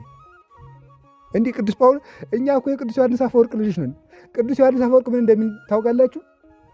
የቅዱስ ጳውሎስን 14ቱን መልእክት በሳምንት 2 ጊዜ አነባቸዋለሁ። በሳምንት 2 ጊዜ በሉ። 14ቱን በሳምንት ስንት ጊዜ? 14ቱን በሳምንት 2 ጊዜ። ከዛ ምን ይላል መሰላችሁ? እንደገና ደግሞ ቅዳሴ ላይ ከእናንተ ጋር ስሰማቸው እንደ መሰንቆ ድምፅ ልቤን ይመስጡታል ይላል። ሳስቼ ሰማቸዋለሁ ይላል። ከቅዱስ ጳውሎስ መልእክት ትንሿ ምዕራፍ ቅዳሴ ላይ ስትነበብ ከሳምንት 2 ጊዜ ዘልቄው እንደገና ልቤን እንደ መሰንቆ ይመስጠኛል የክርስቶስ እስትንፋስ ነውና ብሎ ይነገራል። የእነዚህ ልጆች ነን እኛ፣ የእነዚህ ልጆች ነን። እንኳን ለተጻፈው ቃል ለመጻፉ ፍቅር ያለን አባ ጊዮርጊስ ዘጋስጫ 81 መጻሕፍትን በአቅማዳ ከቶ ብራናውን ተሸክሞ የክርስቶስ ቃል ሆይ በእኔ ይደርብኝ፣ ቀን ሲያነበው እየዋለ ሲተረጉመው እየዋለ መጽሐፉን ተሸክሞ እናንተ የክርስቶስ ትንፋሶች በእኔ ይደሩብኝ እያለ ተሸክሞ ቤተክርስቲያኑ ይዞር ነበር። አባቶቻችን ያስተማሩን እንደዚህ ነው። ቃልህ ለጉሮሮዬ ጣፋጭ ነው። እቺ ቤተክርስቲያን ቅዱስ ቂርቆስ ቤተክርስቲያን ነው አይደል? ቅዱስ ቂርቆስን ክርስቶስን ካድ ብለው የ3 ዓመት ልጅ ነው መርዝ ይሄ መራራ ቅጠል በጥብጠው ሲገጡት ምን እንዳለ ቃልህ ለጉሮሮዬ ጣፋጭ ነው ብሎ ነበር የተነገረው። ይሄ መጽሐፍ ቅዱስ ነው። ከንጉሱ ፊት ሄዶ እንዴት ያለ ሰላም ያለ ሕፃን አለው። አዎ ለእኔ ሰላም ይገባኛል፣ ለአንተ ግን ሰላም አይገባህም፣ ለዝንጎች ሰላም የላቸውም ይላልና። ማን እንደዚህ ብሎ የተናገረ? ኢሳይያስ ነው። ሰማዕታት መጻሕፍትን እየጠቀሱ ነው ያስተማሩ። እንዳለ ድጓው አሁን ዘርግቼ እያነበብኩ አሁን ብተረጉምላችሁ ብናብራራው በአማርኛ መጽሐፍ ቅዱስ ሙሉ ነው ያለው። እናንተ ግን እግዚአብሔር የተመሰገነ ይሁን ምን አለባችሁ? 2 ጥቅስ የመጣ ሰው ሲያዋዥቃችሁ ይውላል። ሲያዋዥቃችሁ ይውላል። በደንብ ማወቅ አለባችሁ። መጽሐፍ ቅዱስ ማንበብ አለባችሁ፣ መማር አለባችሁ። ተነሱ በሉ እስቲ ጎበዝ። ከየት? ከዚህ በሉ። ከየት? የት? ከዚህ ከዚያ ከስልካችሁ ውጡ። ከዚያ ተኝተ እንዲህ ሰው እስከ 7 ሰዓት ፌስቡክ ሲያውሎ 3 ሰዓት ይነሳና ደግሞ መልሶ የሚያምኑን ነው ፌስቡክ። ኧረ እባካችሁ ከዚህ ተነሱ፣ ከዚህ እንነሳ በሉ። አዎ ከስንፍና መነሳት አለባችሁ። ከማይጠቅማችሁ ወሬ፣ ከማይጠቅማችሁ ጭቅጭቅ፣ ከማይጠቅማችሁ ንትርክ መውጣት አለባችሁ። በቃ የማይጠቅማችሁ ነገር ተውት። የሆነ ሰው ራሱ ጓደኛ ተጣልቷችሁ ቴክስት ከጻፈል ያን በመመለስ ጊዜ ማባከን የለብህም። ከሱም ውጣ፣ ተው ዝም ብለህ። አይ ወንድሜ መስሎህ ከሆነ ይቅርታ፣ እኔ እንደዚህ አላሰብኩትም፣ ሌላ ጊዜ ተገናኝተን እናወራለን ብለህ ዝጋ። ቴክስት አንብበህ አሽርሃለሁ እያልክ ጊዜ ማባከን የለብህም። እንዴ ለምን ታባክናላችሁ? በቃ ጊዜ በጣም ውድ ነው። ጊዜ ምንድን ነው? ሕይወት ነው። ሕይወትህን ያበላሽብሃል። እንዴ ዘመናቸውን በሙሉ መጽሐፍትን ሲመረምሩ የነበሩት አይሁድ እኮ አልጸደቁበትም። 3 ሰዓት አብሮት የዋለው ወንበዴ ግን አቤቱ በመንግሥትህ እነዚያ በ40 ዓመት ያልተጠቀሙትን እሱ 3 ሰዓት ተጠቅሞ ነው የጸደቀ። ከተጠቀምክበት ከ300 ዓመት ጅልነት የ3 ሰዓት ብልህነት ይሻላል። ጊዜህን ማባከን አይገባም። ክርስቶስ ይህን ጊዜ የሰጠን እንድንጠቀምበት፣ ከእሱ ጋር እንድንመሰጥበት ነው። እንድንመሰጥበት በጣም አንድ የበረሃ አባት በበረሃ የሚኖር አባት ነው። በክርስቶስ ማመን ማለት ለክርስቶስ መሞት ማለት ነው ይላል። እስኪ በሉ በክርስቶስ ማመን ማለት ለክርስቶስ ምን ማለት ነው? መሞት ማለት ምን ማለት ነው? መለየት ማለት ነው። አንተ ከምትወደው ክርስቶስ ከሚጠላው ነገር መለየት አለብህ። ለክርስቶስ እሱ ለአንተ እንደሞተ አንተ ደግሞ ለእሱ መሞት አለብህ። እሱ ሊያድንህ ነው የሞተው፣ አንተ ግን እሱ እንዲያከብርህ ነው የምትሞተው። ያንን አድርግ ነው። እና መነሳት እምላችሁ ከስንፍናችሁ ጊዜን ከምታባክኑበት፣ ቁጭ ብላችሁ ከምታወሩበት፣ ለውጥ የማታመጡበትን ፖለቲካ ከምታወሩበት። ቁጭ ብሎ አሁን ፖለቲካ የሚያወራ ሰው አለ። ረጅም ፊልሞችን ከምታዩ፣ ረጅም ድራማዎችን ከምታዩ መጽሐፍ አንብቡበት። መጽሐፍ ቅዱስ የመጀመሪያ የሕይወት መመሪያችሁ መሆን ይገባዋል። ማለዳ 1 ምዕራፍ፣ ማታ ራሱ ከመተኘታችሁ በፊት የተቀደሰ ነገር ሰምታችሁ ነው። መኝታችሁን በረከሰ ነገር መደምደም የለባችሁ። የተቀደሰ ነገር አይታችሁ ከተኛችሁ ሌሊቱ ሁሉ የተቀደሰ ነገር ታያላችሁ፣ በህልማችሁ እንኳን ሳይቀር። ግን ህልም እንዳትከተሉ ደግሞ ሰይጣን እንዳይጫወትባችሁ። ስለዚህ ጊዜን መጠቀም፣ ቦታን መጠቀም፣ እስኪ በሉ ቦታን መጠቀም በሉ። አሁን ለእናንተ ያ ትልቅ እድል ነው፣ እግዚአብሔር በሚያውቀው ማለት ነው። መርከብ የምትሰሩ ከሆነ በጣም ትልቅ እድል ነው። ብዙ ታነባላችሁ፣ ረጅም ጊዜ መጸለይ ትችላላችሁ። አብዛኛው ሰው ደግሞ መርከብ የሚሰራ ሰው መርከብ ውስጥ ነው የሚኖረው። በቃ በጣም ብዙ ዓመትም ሁሉ ሊኖር ይችላል። እረፍቱም ጥቂት እንደሆነ ነግረውኛል ሰዎች ማለት ነው። ስለዚህ ዚያን ክርስቲያን ማለት እግዚአብሔር ሁኔታዎችን እንዲለውጥለት የሚፈልግ ሳይሆን ሁኔታዎችን ወደ ራሱ እያመጣ የሚኖር ማለት ነው። ያገኘኸውን ነገር እድል አድርገህ ምን ታደርግበታለህ? ትጠቀምበታለህ ማለት ነው። ያገኘኸውን ነገር የገጠመህን የህይወት መስመር ክርስቶስን ለማምለክ ክርስቶስን ለመከተል ተጠቀምበት። ያገኘሃትን መንገድ ማለት ነው። አይ እንዲህ ሲሆንልኝ እንትን እላለሁ፣ ከእንደዚህ አይነት ሁኔታ ስወጣ እንዲህ አደርጋለሁ የሚባል ክርስትና የለም። የነገ ክርስትናም የለም። የዛሬ ክርስትና ነው ያለው። የመዳን ቀን ዛሬ ነው። ከዛሬም መቼ ነው? አሁን ነው።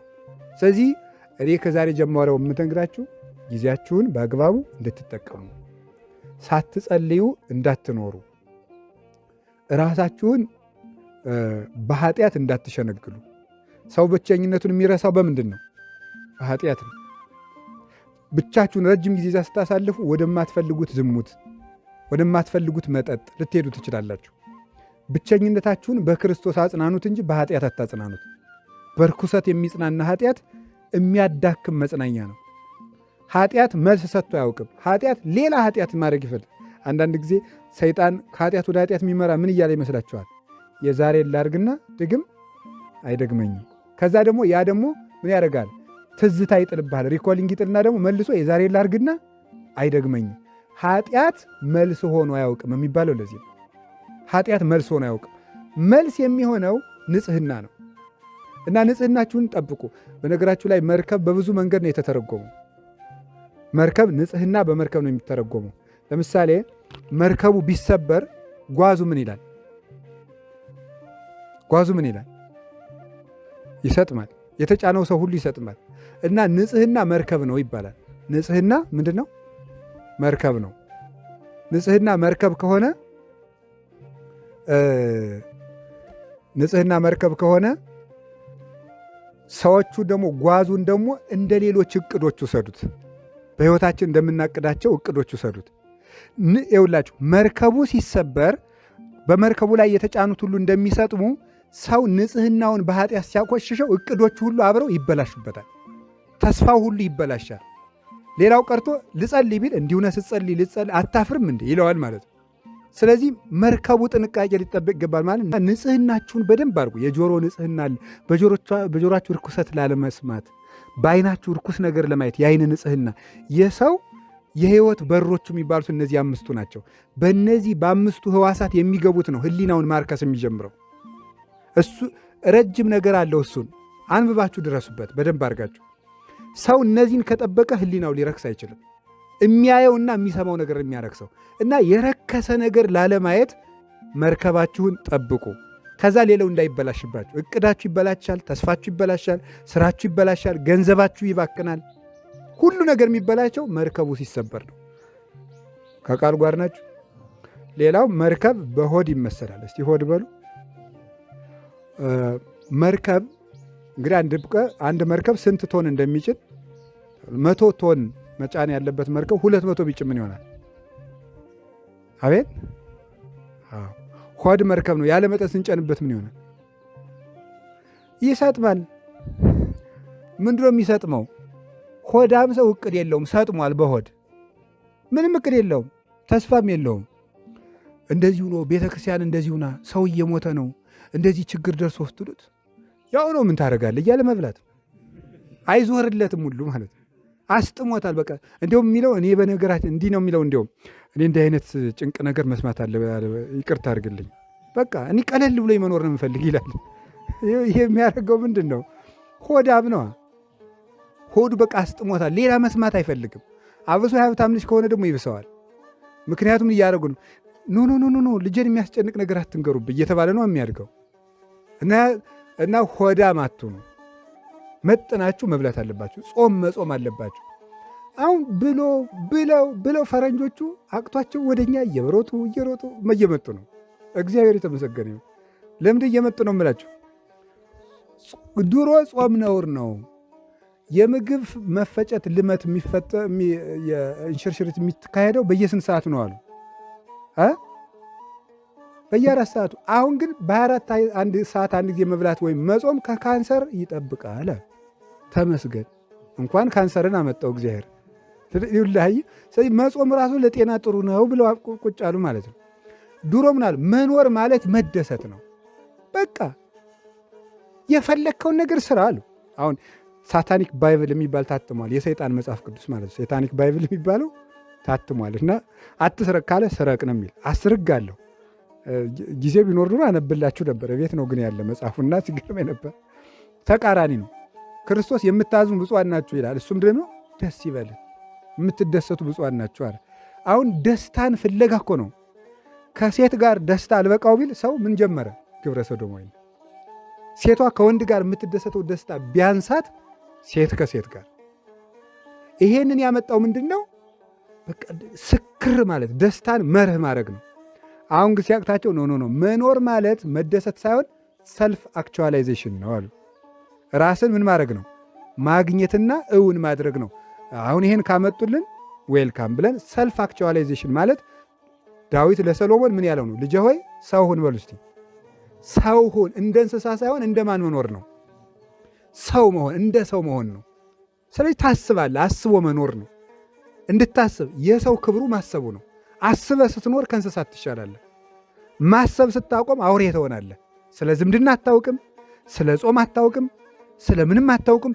ነውር ክብር ይሆናል። ሁሉ ነገር ደስ እስካለ ድረስ ታደርገዋለህ። ያን ጊዜ ከእንስሳት እኩል ትሆናለህ፣ እንዲያውም ታንሳለህ። እሱ ሳይገጥ አሁን እኮ በጣም ይገርማል። ስልክ እንዴት አሁን የስልክ ሴንሰር እኔ ሁልጊዜን የሚያስቀኝ ሁልጊዜም ስለምናገረው አሁን ድገሙ። ስልክ በጣም ነው ሰውን የሚሳደበው። አሁን መሰልጠን በሉ እስቲ በሉ መሰልጠን። ጥሩ መሰልጠን ማለት ምን ማለት ነው? ስልጣኔ ማለት ነው። መሰልጠን ማለት ቃሉ መሰልጠን የሚለው ግዕዝ ነው። ቃሉ መሰልጠን የሚለው የግዕዝ ቃል ነው እና መሰልጠን ማለት መቻል ማለት ነው። እስኪ መቻል በሉ። አንድ ሰው አናጺነት ሰለጠነ ካለ ምን ማለት ነው? አናጺነት ምን ማለት ነው?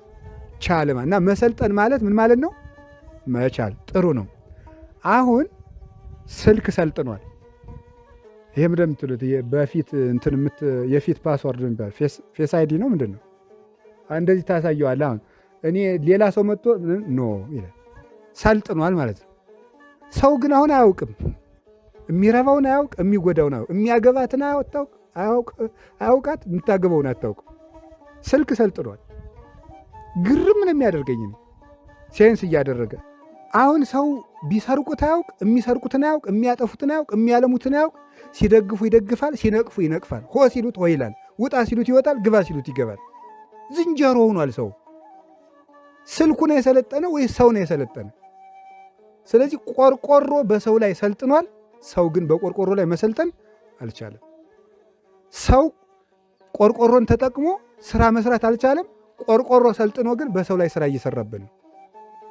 የገዛ ስልኩ ሰውን አደንዝዞ አጥፍቶታል። አሁን አጥፍቶታል። ስለዚህ አሁን የምነግራችሁ ሆዳም አትሁኑ። ሆድ ስታበዙ እንቅልፋም ትሆናላችሁ። ሐሳብ የለሽ ትሆናላችሁ። የተረጋጋ ሰው መሆን አትችሉም። ይኸውላችሁ አንድ በበረሃ የሚኖር አባት ምንድን ነው የሚለው? በደፈረሰ ውሃ ፊትን ማየት አይቻልም ነው የሚለው። እስቲ በሉ ይቻላል አይቻልም? ሆድ አይምሮን ያደፈርሳል ነው የሚለው። አይምሮን ያደፈርሳል። ረጅም ጊዜ ስትበላ አጥርተ ማየት አትችልም። የራስህን ስህተቶች ማስታወስ አትችልም። ትናንትን መገምገም አትችልም። ለነገ ማቀድ አትችልም። አሁን ምን ውስጥ እንዳለ ማወቅ አትችልም። ያደነዝዝሃል። አይምሮን ያደፈርሰዋል። እና አትስከሩ፣ አትጠጡ ፈጽሙ። ምን ያደርግላችኋል? መጥናችሁ ኑሩ። እንቅልፍ አትተው። እንቅልፍ የሚያበዛ ሰው የጤነኛ ሰው እንቅልፉ ስንት ነው? 4 ሰዓት 8 ሰዓት የሚባል የለም። ፈረንጆቹ ሞኝ ናቸው ጌታ። 8 ሰዓት የሚተኙ እንዳይመስል። አሁን የገሪት ልጅ ውጭ ሀገር ዕዳ ሲባል ሰምታችሁ ታውቃላችሁ?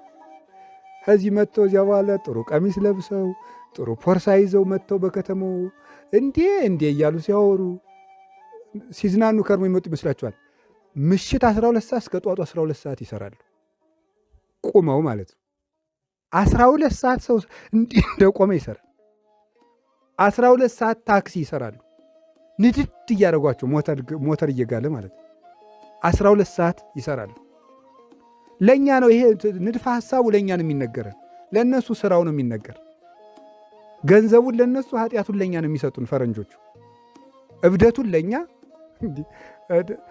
አንተ ሮናልዶ ነው ጥሩ እንትና ነው ጥሩ ትላለህ፣ እሱ ዶላሩን ያከማቻል። ምን አገባህ ከእሱ አንድ ብር እስቲ ልኮለት የሚያውቅ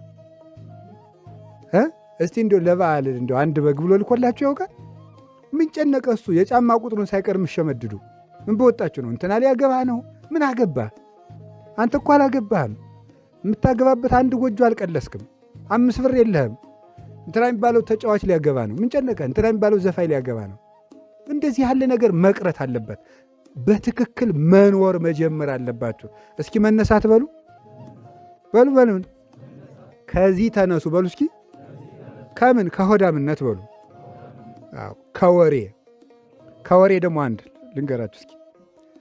አሁን ኢትዮጵያ የምትስተካከለው እንደዚህ ስትሆን ነው። አዎ ችግሩ የእንትና ነው። አዎ ችግሩ የምክትሉ ነው። አየ እንትን ይሰሟችኋል ወይ ነው? እነዚህ ሰዎች እንዲህ አይሰሙም።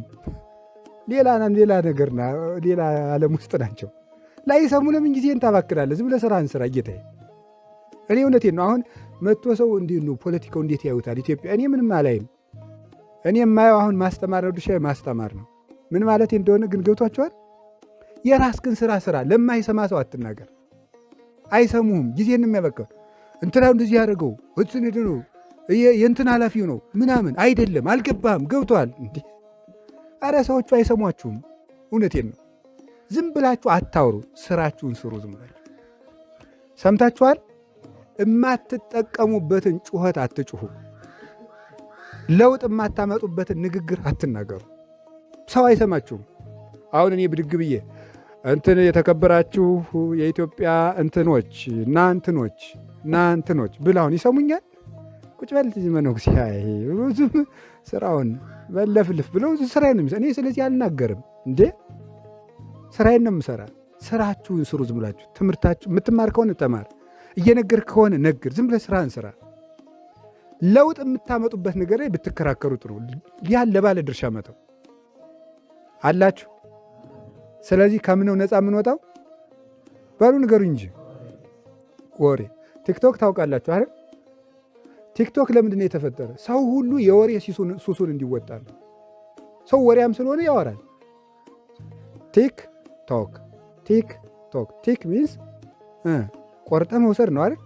በቃ ዝም ብለህ የመጣልን ቲክ ታረጋለህ፣ ቶክ ታረጋለህ፣ ታወራለህ። ቲክቶክ እና እንደዚህ የሚያስወሩን ለምን? ሰው ወሬኛ እንደሆነ ነው። ምን ያህል ሰውን ማደንዘዝ ይፈለጋል? እንዳናስብ እኮ ነው የሚያደርጉን። ይገባቸዋል። ግን ፈረንጆች የሚሰሩት ስራ አይማምላክን ቀልድ እየነገርኳቸው አይደለም። ፈረንጆቹ የሚፈልጉት እንዳናስብ ነው። እዚህ ምን ያደርገዋል? አየህ ትግሬ ስለሆንክ ነው እንዲያደርጉ ይላል። አየህ አማራ ስለሆንክ ነው እንዲያደርጉ፣ እንትን ኦሮሞ ስለሆንክ ነው እንዲሆን የቤት ስራ ይሰጡናል። እነሱ በዚህ ስንባላላቸው የለም እነዚህ ሰዎች እኮ የቤት ስራ እየሰጡ ኢትዮጵያ ሊያፈርሷት ነው፣ እኛ አንድ መሆን አለብን ብለን እንዳናስብ ደግሞ ምን ያደርገዋል? በቲክቶክ ያደነዝዛል። ችግሩን ለመርሳት እዚያ ውስጥ ገብተህ ትደነዝዛለህ። መፍትሄ ማሰብ አትችልም። ስለዚህ ከእንደዚህ ያለ ወሬኛነት ውጡ። ወሬ ይዛችሁም አታናፍሱ። የወሬ ደጋፊ ማትሆኑ፣ የወሬ አርበኛ ማትሆኑ፣ የወሬ ክርስቲያን ማትሆኑ ታውት። ስለ ድንግል ማርያም ስለ ቅዱሳን ስለ ምናን የሚያወራውን ጴንጤውን ታውት፣ ይለፍልፍ። አንተ መጽሐፍ ቅዱስን ተማር፣ እግዚአብሔርን አምልክ፣ ተከተል። በነገራችን ላይ ሞኝ ሰው ጅል ሰው ስራ ሰርቶ መክበር ሲያቅተው ምን ያደርጋል? የሰሩ ሰዎችን በመንቀፍ ክብር ያገኛል ማለት ነው። ሰርቶ መክበር አይችልም፣ ግን የሰሩትን ይነቅፋል። ይህ እኮ ራሱ ሳይኮሎጂ ነው፣ የተንኮል ሳይኮሎጂ ማለት ነው። ታዋቂ ሰው መሆን ካቃተው ታዋቂ ሰው ይሰደባል። ከዛ እሱ ምን ይሆናል? ቆይ እስኪ ምን ብሎ ነው የሰደበው እያለ ሰው ሲያይለት ታዋቂ ሆነ ማለት። ድንግል ማርያምን ክሊክ ሲያደርግ ኦርቶዶክሱ በደንብ አክቲቭ እንደሆነ ስለሚያውቅ ማርያም እንዲህ ናት ሲል ግር ሊና የኛ ሰው ሄደ። አንተ ውሻ ማርያም ታማልዳለች እንዲህ የሚባል መልስ የለም። በስድብ መልስ የለም። መጽሐፍ ቅዱስ እና በደንብ ከዛም እንደሚያደርጉት መሰላችሁ ዶክትሪን አቅደው እያስተማሩ እንዳይመስላችሁ። የነገረ ድነትን ለማስተማር አይደለም። ሰውን እየበጠበጡ መቆየት ነው። እንዳያድግ በትምህርተ መለኮት እንዳያድግ ይወሰል። ለ6 ወር ተክለ ሃይማኖትን ይሳደብና በተክለ ሃይማኖት ወር ትንጫጫለህ። ጠፍቶ እሱ የራሱን ስራ ይሰራል። 6 ወር ሲሞላ ይመጣና ክርስቶስ ሰምራን ይሳደባል። ክርስቶስ ሰምራ ታማልዳለች ትንጫጫለህ። ይሄድና ደግሞ የራሱን ስራ ይሰራል። በወሩ ይመጣና ታመረ ማርያም ይሰድብልሃል። ትንጫጫለህ። ሌላ ስራ ይሰራል። አያችሁ፣ የቤት ስራ መስጠት ማለት ፖለቲካ ነው የተያዘው። ዘመዶች አላችሁ። ስለዚህ እኔ አሁን ነገር ቢናገር መልስ አልሰጥም። ሰው የፈለገውን ማለት ይችላል። ስራችንን የእግዚአብሔር ሰው ሆይ በሉ። አንተ ግን ዝም ብለህ ስራህን ስራ። ማነው እንደዚህ ያለ? ቅዱስ ጳውሎስ ለጢሞቴዎስ ሲነግረው ማለት የእግዚአብሔር ሰው ሆይ አንተ ዝም ብለህ ስራህን ስራ። አንተ ራስህ የቤት ስራ ስጥ እንጂ የቤት ስራ አትቀበል። ሰዎች እንዲድኑ የክርስቶስን ወንጌል ወደ እነሱ ማድረስ እንጂ እነሱ በሚያደርጉት የነገር መቦጫጨቅ ውስጥ መግባት አያስፈልግም። ለራሳቸው መተው ነው። የተረዳው ቀን እግዚአብሔር ልቡን የከፈተለት ቀን ይመጣል። እልክም አለማሳዝ። ምክንያቱም እዚያም ውስጥ የሚድን ሰው ሊኖር ስለሚችል አላችሁ። እግዚአብሔር ከሁላችን ጋር ይሁን። ተነሱ ከዚህ እንሂድ በሉ እንጂ ከምንድን ከወሬ ሌላ ቅድም ከምን አልካ ከእንቅልፍ በሉ። እንቅልፋችሁ መጠን ይኖረው። ሌላ እስከምንድን ሌላ እስከምን ከጊዜ ማባከን በሉ። ንጽህና ያልኩት እሳ ወደ ንጽህና እንሂድ። ከምን ከዝሙት በሉ እንጂ አሁን እንደዚህ ስንነሳ የክርስቶስ የምን ልጆች ሆን? የትንሣኤው ልጆች ሆን ማለት የትንሣኤ ከኃጢአት በንስሐ መነሳት፣ ከተስፋ መቁረጥ መነሳት ለስራ መቁረጥ። አሁን የኛ ሰው ምን ይመስላል መሰላችሁ? እንዲህ ይላል፣ እኔ እኮ መጸለይ ይፈልጋለሁ፣ በእውነት በጣም ነው የምፈልገው፣ ግን አልችልም ይላል። ግን አልችልም፣ በቃ ሳምንት እንደ ጸለይኩ በቃ ያቋርጠኛል የሆነ ነገር፣ እኔ አላውቅም ይላል። ብላችሁ አታውቁ? እኔ እኮ መጾም በጣም ነው የምፈልገው ይላል። እሺ ዮሐንስ አፈወርቅ የሚለውን ንገራቸው። ኢትበል እፈቅድ ባይቲቱ፣ እወዳለሁ ብቻ አትበል። እስኪ በሉ አንድ ጊዜ እወዳለሁ ብቻ። እሺ አሁን አንድ ጊዜ ምሳ እወዳለሁ በሉ። ጠገባችሁ? እወዳለሁ ብቻ ነው ያልከው። ምን ማድረግ አለብህ? ምግብ ወዳለበት መሄድ አለብህ ማለት ነው። አንድ ሰው ወታደር መሆን እፈልጋለሁ ብሎ ስፖርት ሳይሰራ ቢተኛ እወዳለሁ ቢል መሆን ይችላል አይችልም?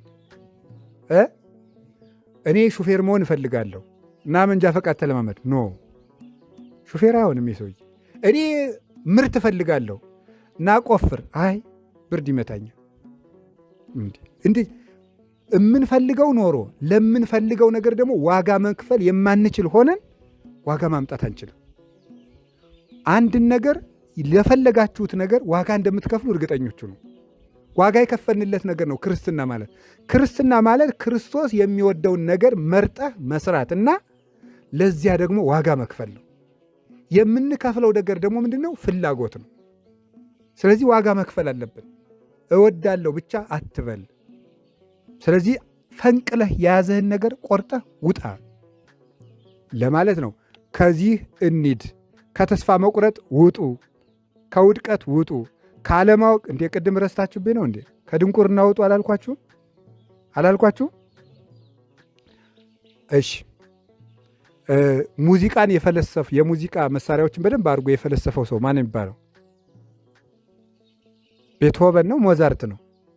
ሞዛርት በጣም ጎበዞች። እስቲ ሞዛርትን የምታውቁት አውጡ። ሞዛርትን የምታውቁት ነው እኮ ያልኩኝ። በአካል አላልኩም፣ በታሪክ አውጡ። አትፍሩ፣ ምንም ነገር የለም። አውጡት ሞዛርትን የምታውቁት። በቃ እሺ፣ ባታወጡም ሁላችሁም እሺ። 8ኛውን የድጓ መምህር የሚያውቅ ከቅዱስ ያሬድ ጀምሮ እሺ፣ የማያውቅ አያድል ይው ከዚህ ተነሱ በሉ። ከዚህ መነሳት አለባችሁ። የማይጠቅማችሁን ታሪክ እየሸመደዳችሁ የኢትዮጵያን ታሪክ አታውቁም፣ የቤተክርስቲያን ታሪክ አታውቁም። 8ኛው የድጓ መምህር ማን ይባላል? አባ ጊዮርጊስ ዘጋስጫ ይባላል።